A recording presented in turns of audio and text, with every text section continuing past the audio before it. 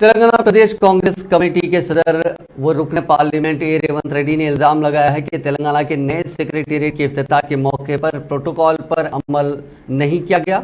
उन्होंने कहा कि कांग्रेस हुकूमत कायम करने के बाद सेक्रेटेरिएट की तामीर में की गई बदनवानियां, साथ ही माटी स्तूपा और डॉक्टर अंबेडकर के 125 फुट स्टैचू की तामीर में की गई बदनवानियों की जांच की जाएगी और इसमें मुलविस सभी अफराद को सख्त से सख्त सजा दी जाएगी।